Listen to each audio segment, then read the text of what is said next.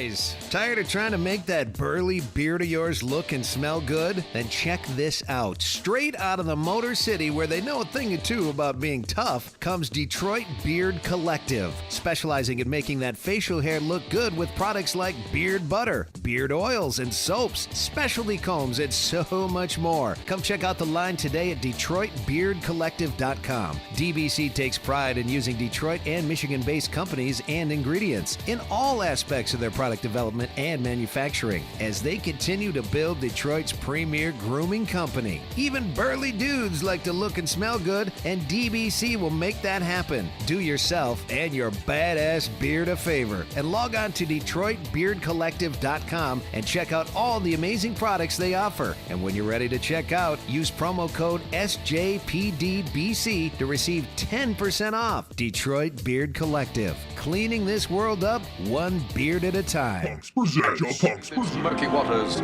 lies the headquarters of the most sinister villains of all But time. soon the whole world shall grovel before the genius that is. Comics are cool. Take a look at that. I see great possibilities for Comics are cool. We have gathered together the most ruthless villains on earth. Comics. Allow me to introduce myself. I am Comics are cool. the legend.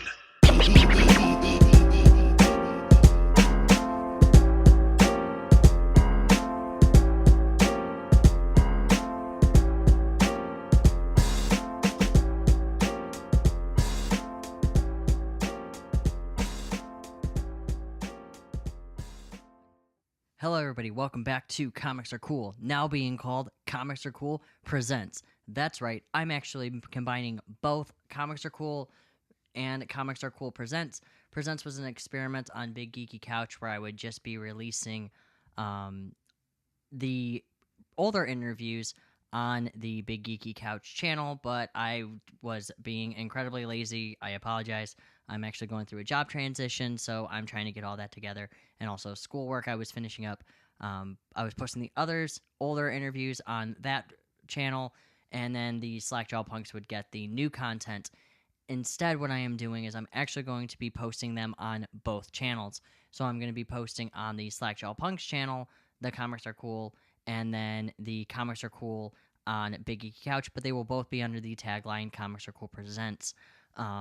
Also, just to let you know that they may have the same commercials. I'm not 100% sure, but they will both be having the same theme music that I've been using for Comics Are Cool and also with Comics Are Cool Presents. I would like some feedback if you guys like these segments, where they're mostly focused on interviews. And if you do, please drop me a line at comicsarecool@gmail.com, or you can follow me on Twitter at comicsarecool. And you can also interact with me. I can be kind of mean, but that's okay because I'm likable, I guess. So that's what I wanted to get ahead of me is that Comics Are Cool becoming Comics Are Cool Presents. And as for Keith, well, we're actually working on something a little bit different with another company, and we will be sorting that out as we go. So I am going solo. So guys, let's get right into it. Now, this next interview is a little bit different than what we've done before. I know I've done weird interviews in the past. You know, I've done just a casual independent artist. I've done a animator. But this one is a little bit out in left field. He is actually a prison librarian. Now, just to be clear, he is not in prison as a librarian or in prison for being a librarian. It is actually his job. And he works for a small, way down south California in the middle of nowhere.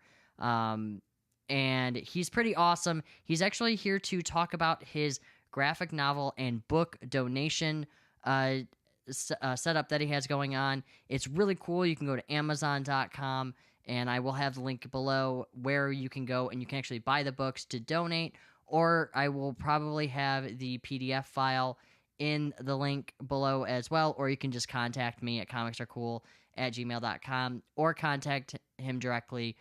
His email will be in the comments below, in the description below.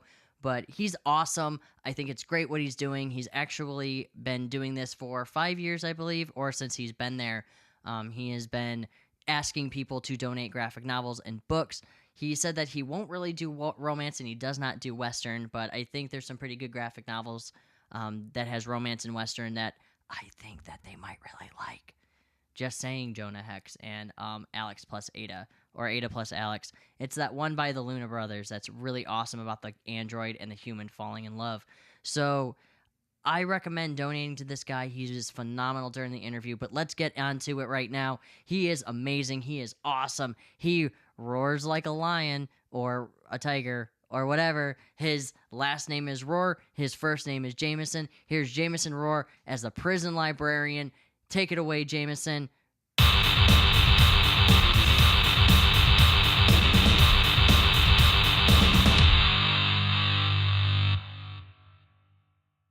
Hey everybody, welcome back to Comics Are Cool. This isn't Presents, I'm sorry, I'm screwing up already. Guys, so today we are here with an awesome interview, and thank you so much for joining me, man. We are here from Centinela State Prison in Imperial, California, Jameson Rohrer, here to talk about his, graphic novel and book donation situation. Jameson Rohrer, how you doing today? I'm doing pretty good. Thanks for having me on. Yeah, you're welcome, man. And like I said, guys, we don't usually do something like this, but I think it's really cool because how often do you get to talk to a prison librarian? In fact, how often does the librarians get out of prison or get into prison, you know? So right. Thank you so much for listening to that Chris worthy introduction, man. So how did you get started as a prison librarian exactly? Well, it actually starts in my childhood. I'll be as concise and succinct as I can. So, long story short, both my parents used the public library growing up. My mom is an elementary teacher, and my dad works for a warehouse company. So, my mom would go there for classroom instruction to help her with that stuff, and my dad would go for music. So, I had both parents using the public library, which gave me a very pleasant experience. So, I got to high school, started applying for jobs. Got into the public library and worked there for 7 years and was getting finished with my bachelor's degree from the university I was going to while still working at the public library, and just asked my boss what the process was to become a librarian. So I got enrolled in graduate school, got the master's, was actually in the graduate program when I applied for a prison job out here in California. A friend of mine had posted that they were hiring librarians in the prisons out here.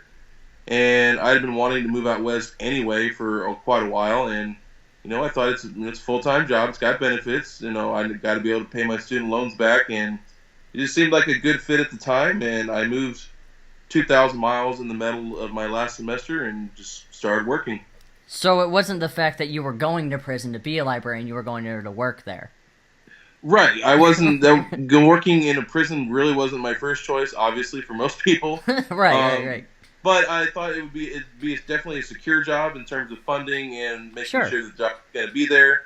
And I also thought it would be a nice, challenging job, something different that I would normally probably wouldn't do in a public library setting too. So I guess more of a challenge to myself too, to see that I could do something like that. Absolutely. Now, is it harder than it sounds or not really? I don't think it's that difficult, but there's a lot of external factors that you do have to deal with, either officers or the inmates themselves. Sometimes administration can be detrimental, but most of all, it's really not that hard. You just gotta pick and choose your spots where you can try to inflict change. Gotcha. So is it a pretty cool job too? Like, are the people there nice, as far as prisoners go? Oh yeah, the inmates and really all the staff are pretty respectful towards the library, because the library is kind of neutral. It's a place where the inmates and officers can intermingle and not have to. There's no agitation, there's no tension. It's just a place for them to relax and come spend their time, whatever they may be working on. No kidding. So it's more of just like, hey guys, we're all gonna meet in the library. In case there's gangs are fighting, they all decide to meet in the library as a peace treaty kind of thing?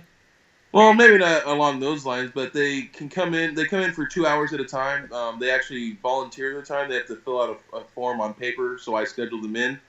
But they get to come in for 2 hours. They have a couple options of what they want to do. They can get on the legal research computers and conduct legal research if they're appealing their cases or whatever things they're working on.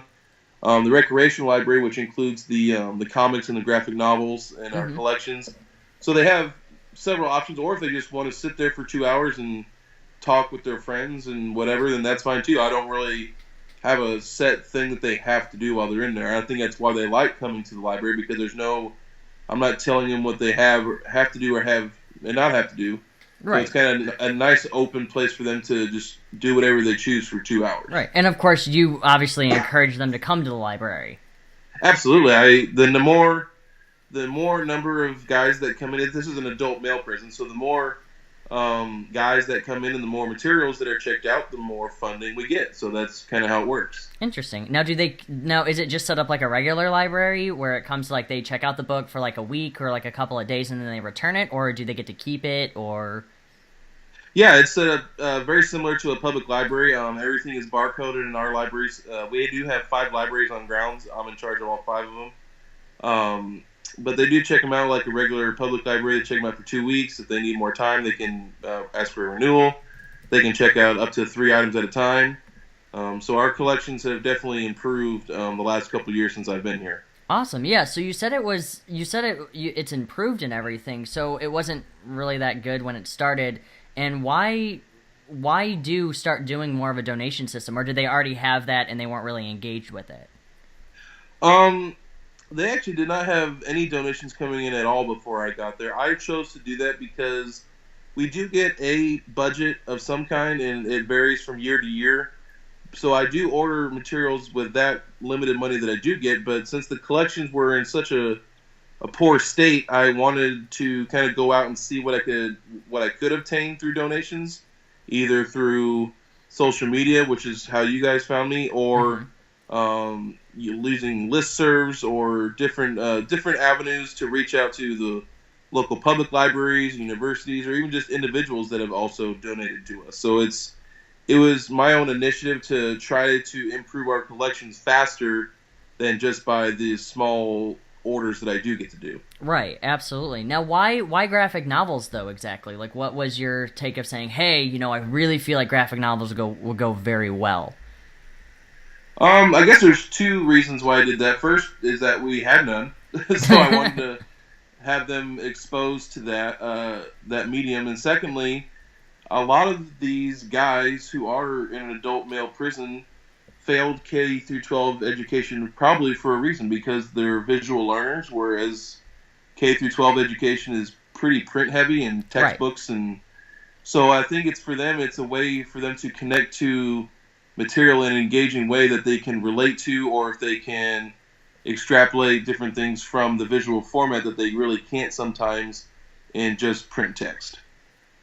Interesting. I've never actually thought about graphic novels as that kind of learning tool, but I actually find that really interesting and cool. Yeah, there's a Comic-Con, the original Comic-Con out here in San Diego. They just started about 3 years ago. They have a joint conference with San Diego Public Library downtown, and it's basically like a 3-day conference for educators and librarians, and how comics and graphic novels are used for tools for literacy and education. It's pretty fascinating to see how the variety of ways that they are used to help educate people.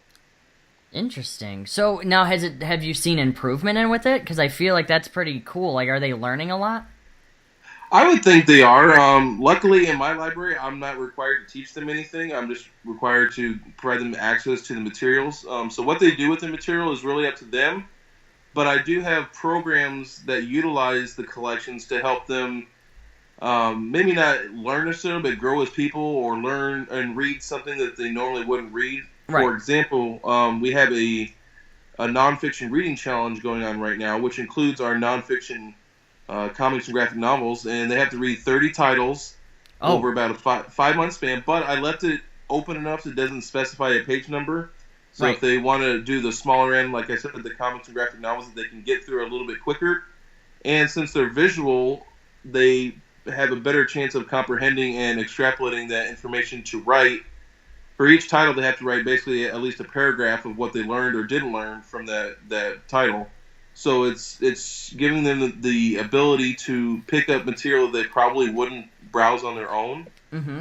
and have them expand what they're learning, not just because a lot of them do get, they get their GED and they get, the basics of education in prison. However, the goal of the library is to help them grow and expand their horizons beyond just taking a test and preparing for a GED. Right, absolutely. It shows that there are the creative aspects of it out there, and Correct. instead of just learning material. And I feel like that gets them a lot more involved with society. You know what I mean?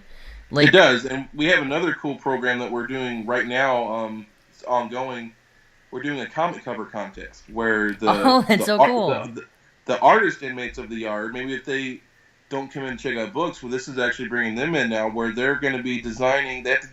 I made it where they can design a comic cover of a character that's already been created. So they're just either recreating a character that's already been drawn by somebody, or they can completely draw an original character of their own making. And so we'll actually have those. They're going to submit them about a month from now, and we're going to have them up as basically like an open art exhibit in the library, and all the inmates and the officers who come in during that week will be able to vote on it. So it'll be a pretty cool little competition we're having. That's good. That will be a really cool competition. I'll send them over the comic book idea that I have, and they can totally draw that for me. I think that'd be awesome. Now, what kind of collections have you gotten so far? Not even in graphic novel form, but just books in general. Anything like super interesting and cool? We do have quite a variety. Obviously, the fiction is still checked out more than our nonfiction, so the really popular genres that are checked out are fantasy, sci-fi, and historical fiction. Those are probably the biggest three. Mm-hmm. The Robert Jordan Wheel of Time. A lot of the popular fantasy series are really popular and hard to keep on the shelves. I find that interesting. We also, in the prison I'm at, we are actually the first prison in the state of California to have Playaway audiobooks. Oh. I don't know if you're familiar with those. They've been in the public libraries for about 10 to 12 years, but they're a story in an audiobook format, but instead of being put on CDs, it's on a little standalone MP3 player. Really? So, the inmates check them out just like a regular book. They use their own headphones because we don't have the budget or anything or the sanitary equipment to sanitize headphones all the time. So they use their own headphones. They check it out just like a book. They can listen to it in their cell. They can listen to it while they're exercising outside in the yard. So it's a nice medium to have other than just books, comics, and graphic novels. Awesome. Now, do you have stuff like any of the more popular comic book titles as well? Not in audio format yet, but that's what I'm going to be trying to do this next fiscal year, is trying to get some of the audio titles that are related to the comic and graphic novel universe. Oh, that'd be awesome. It would be. I think that'd be a cool way to, if you could check out the comic or graphic novel and check out the corresponding audiobook and follow along. That'd be pretty cool. I think that would be very cool. I think if you did if you even got a full cast audiobook as well, so that way you could feel like you're almost reading a movie, if that makes sense. Yes, it does. What kind of interesting trade paperbacks or graphic novels have you ran into so far with your donations? Well, we did get the entire Neil Gaiman Sandman series. We have Low, Orbiter is a pretty popular one. We only have the first two of those. All the new Star Wars Marvel ones people have been buying for us, luckily, off our Amazon list, and those are really popular so far. Marvel is doing a really good job with the Star Wars comics. I've read a few of them myself, and they're doing a fantastic job with them. Oh yeah, Darth Maul is probably one of my favorite runs right now. I read the Han Solo one, and the one Chewbacca was actually really good too. Chewbacca was the most interesting thing I've ever read, because it wasn't just him going right the entire time. There was actually a story behind it, and that shocked me. So, but it's been going rather well so far. You were saying before we started that they weren't really trying, but you've really set it up. Oh yeah, our collections. Since I started asking for donations in January 2016 is when I started asking. Until this past week, we've received about 7,500 donations, a combination of books, magazines, comic books, and graphic novels. No way, dude. Yep. So people just buy these for you, or just send whatever type of comics. What's the weirdest one you've received? I don't know if it's weird or not, but there's one called Demon. I don't know if people are familiar with it. Yeah. It's a guy. I think he gets arrested or something. He finds a different way to kill himself in his cell every day. Yeah. Demonic? You mean? No, I think it's just called Demon. Demon Volume 1 is what I believe is on the cover. It's almost like a newspaper strip style comic. Really? And the character, he's really depressed because he's in prison for I don't know what was the offense, but along as you read it, it's almost like black comedy because he finds a different way to kill himself every day. And he wakes up and he's like, man, I thought I killed myself. I wake up again. So it's almost like a dark humor way of kind of helping them empathize with what they're going through. So it's kind of a funny, random, weird comic book that we got donated, but they seem to like it. Really? Yeah. Huh. I will have to check that one out because I've never heard of that at all. And I'm supposed to be the quote-unquote comic expert, but I'm really not actually at all. There's so many small publishers and everything, it's hard to keep track of everything. Tell me about it, man. So, where can people donate to you? The one of two ways. The easiest way to get a hold of me, to get a hold of the donation form and what we're kind of looking for, is to email me at librarytech87@gmail.com. That's also my Twitter handle, librarytech87. So you can get a hold of me either way, and I'm constantly posting on Twitter. I actually use Twitter, Facebook, and Instagram to ask for donations, so you should be able to find me on any one of those. Gotcha. Okay, cool. Now, so how long are you going to be doing this? Like, are you planning? Is there a cutoff date, or can people like take their time, or and also? Yeah, this is indefinite. There is no timetable for this to end. Cool. Now, is there anything that you won't accept? Yeah, unfortunately, we cannot take hardbacks. Since we're a higher level prison, the inmates, unfortunately, back in the past, they took the cardboard out of the hardcovers and made weapons out of it. Really?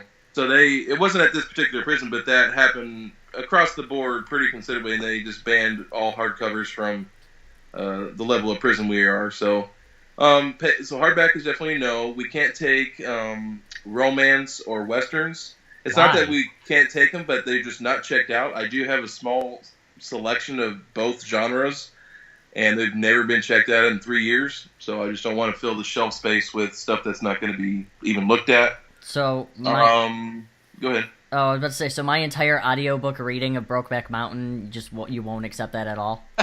Unfortunately, no. Damn it! I thought you would like that. Dang it. Oh, hello? I'm here. Ah, weird. It just totally went silent. I hope you didn't say anything. No, I didn't. Oh, good. Okay. But man, I really wanted you to take that, but I guess not. I worked really hard on it, too. I had everybody, all the voice casting out and everything, and you just ruined that for me. So, also, I forgot to ask, where is Imperial, California?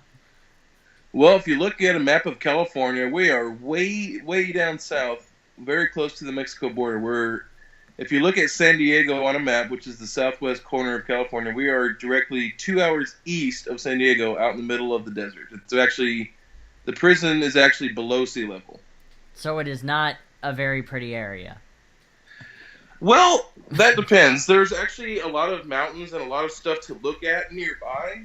But just the area itself, it's desert, it's dry, but there are a lot of there is a lot of biodiversity, at least within the area. At least there's a wide variety of plants and animals, and some endangered ones even. So it's kind of surprising because I had the same preconceived notion that deserts are just full of emptiness, but in fact there's almost as much biodiversity in a desert as a forest. And it's just a lot of it just goes underground because of the heat. You just want me to come out to the desert with you, don't you?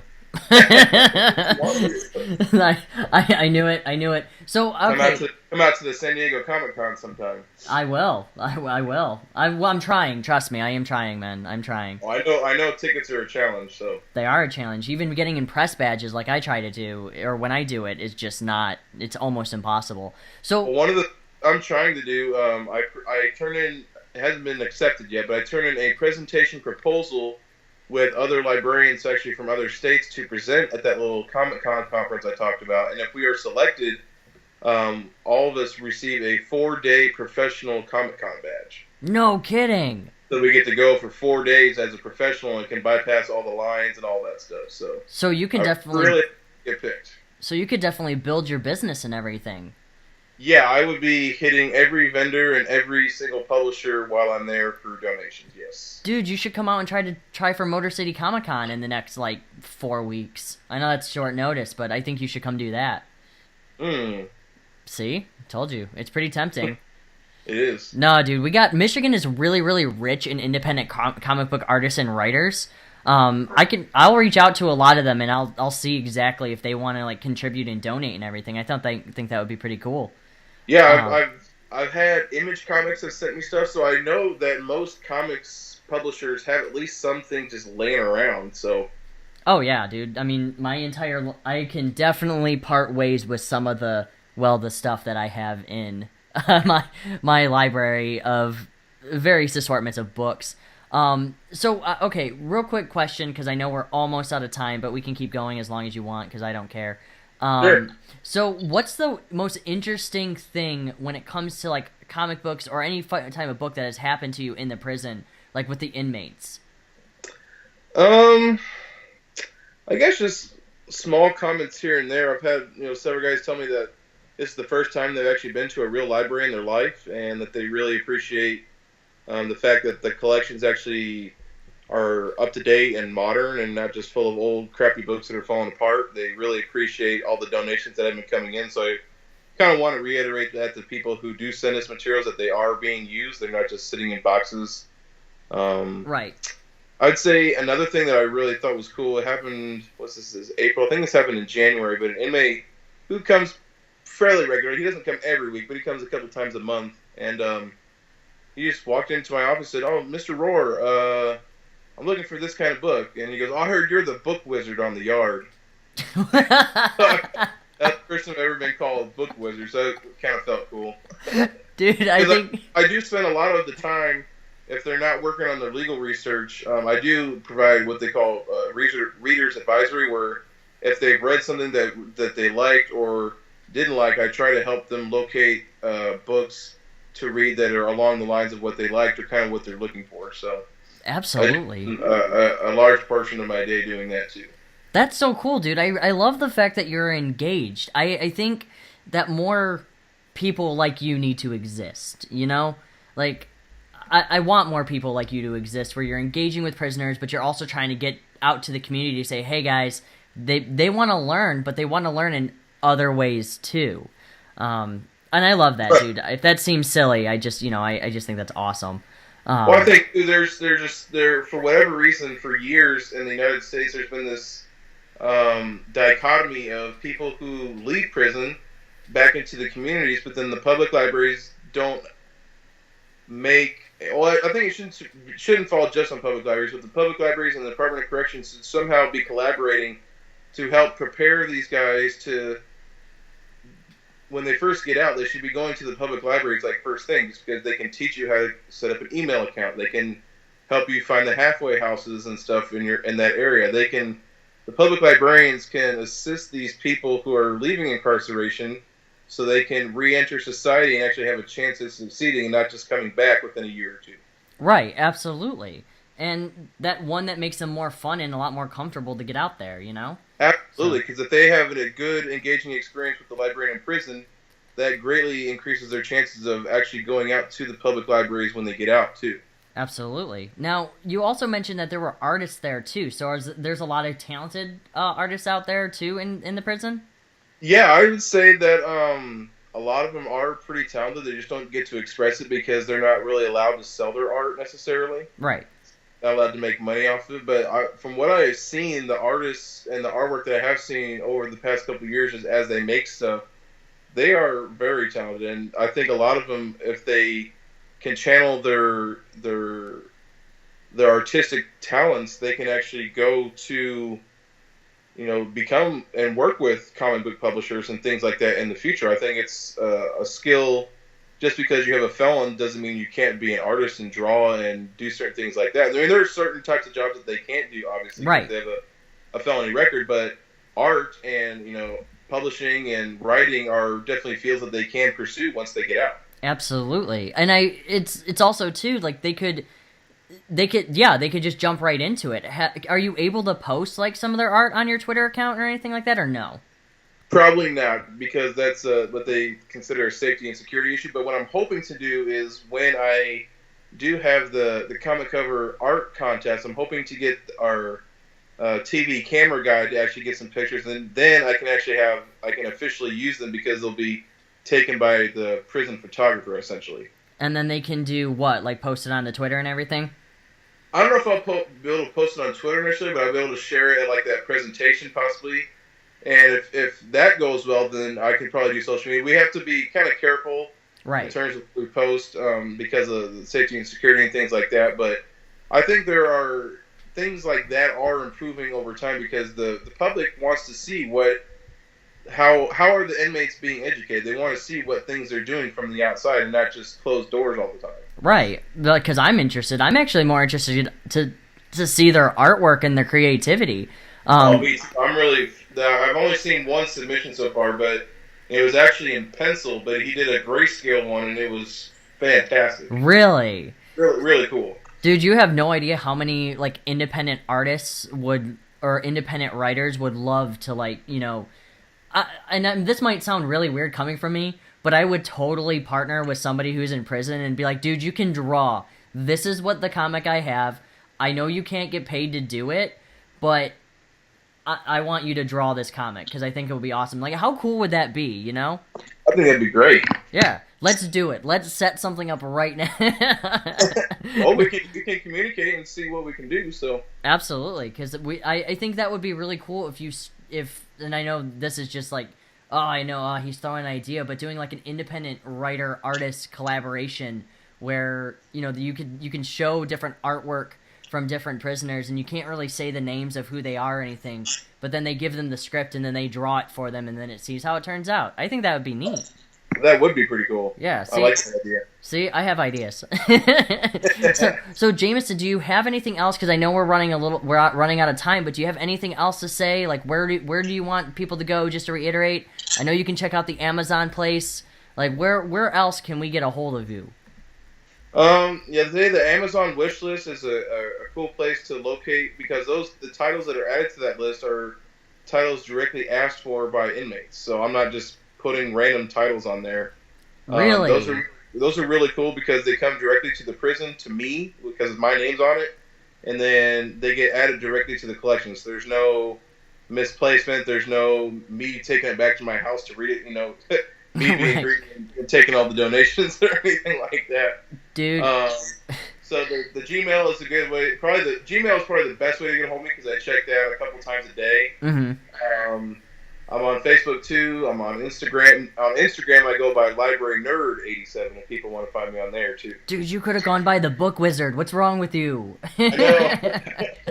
Dude, I think this is cool. They're gonna have a lot of fun because I see different books like, Big Man Plans. Did somebody really ask for that? Yes, actually, the reason that one is on there because that one actually got donated, but an inmate checked it out and never returned it, so that's actually going to be a replacement copy. Oh, dude, that's a great read. It is. I really like that one. Such a good read. Eric Powell, if you ever get a chance, I'll see if I can get a donation for it, but look at the Goon. Like, that's Eric Powell's, bread and butter right there, but Big Man Plans is definitely bar none. Cool. Stuff like Cyclops, Man-Thing. I got a couple of Man-Thing stuff that I can throw your way. Actually, I have volume 1 of that Steve Gerber. Perfect. Yeah, I think so. It's the Essentials run, right? Yeah, it's the Essentials run. I have that run. So yeah, I can toss that your way. But then you can also find you also on Twitter, Instagram, Gmail. Also go to the prison to talk to you too, I assume? Yeah, I mean, that probably won't be very easy, but... be like, hey, I need to talk to him. Why? I need to talk to him. Yeah, no, it's not going to happen. But, dude, Jameson, thank you so much for coming on. Is there anything else you want to say to anybody that's listening, or that will be listening?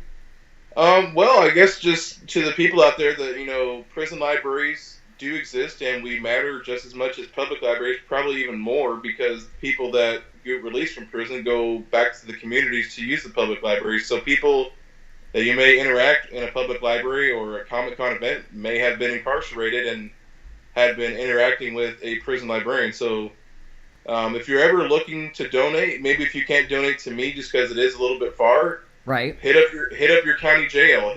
Try to find if you can donate to your local prison or even a women's prison. Well, I know a lot of the women's prisons are even harder to donate because there's far fewer of the women's prisons even. So Really? yeah, there's like in California we have 35 prisons and only 2 of them are female. The rest of them are all male. No kidding. Dude, I Yes. think you and I can just talk about prisons all day because I'm getting way too interested in this.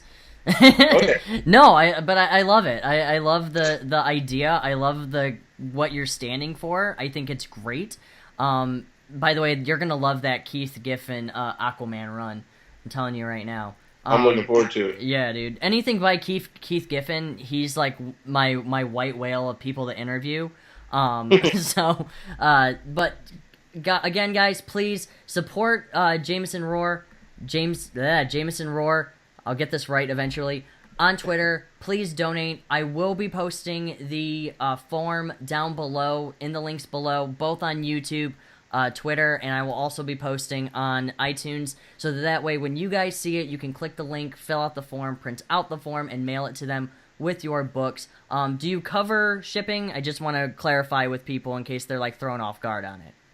Unfortunately, we don't. We don't get any money to help with shipping. I know the post office media rate is considered the cheapest shipping rate. And if that's not an option, then the Amazon wish list is a decent option because you can purchase a couple titles and just pay like the standard like $2.99 shipping or whatever. Well, there you go, guys. See, that way you can figure that out now. Yep. But, Jameson, thank you so much for coming on. And again, guys, please support your prisons. This is pretty awesome. And we are out. Thank you so much, Jameson. You have a wonderful night. All right. Thank you so much. You're welcome.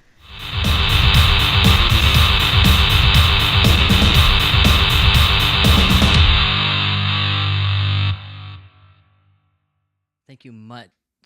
Sorry, guys. Thank you so much, Jameson, for coming on. You have been phenomenal. I learned way more about prisons than I really need to. But I will say that your cause is fantastic.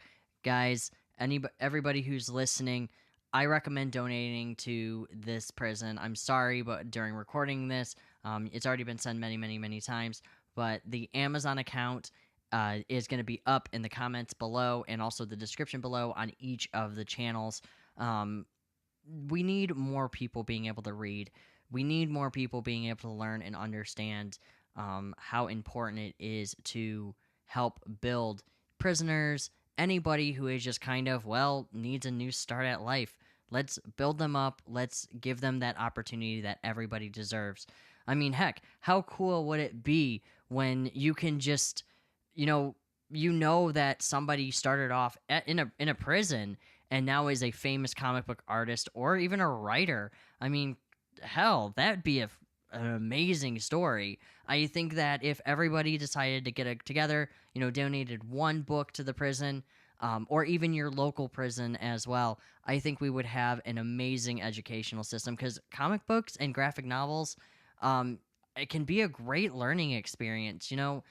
I started off not really caring about comic books, and then I got really into them. There's always stories to tell. There's always amazing art. The comic book artists and writers are some of the nicest, greatest people ever. So, guys, please donate to your local prisons, or even just donate to this one in the comments below. Just get involved.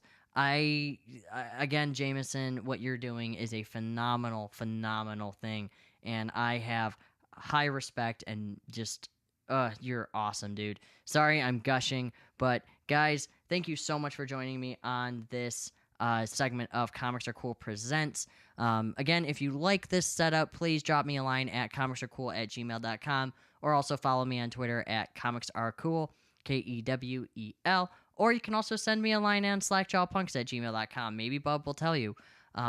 Just to let you know, guys, I will be at Motor City Comic Con, wandering around wearing my little Punisher hat and probably donning my John Constantine costume. Not really sure, but I will be coming around and interviewing people and shooting the shit. So if you guys want to come see me, or if you see me wandering around, just say hi. If you don't recognize me, that's cool. If you do recognize me, well, that's cool too. So guys, again, please donate. I really appreciate it. I'm donating as well. I just got to fill out that form and also hit the Ups place store. But sorry, I've been busy. But Jameson, many opportunities with you. I hope to be in touch with you again. So guys, again, this has been Comics Are Cool Presents, and my name is Chad, aka the Iron Squid, and peace. Legend.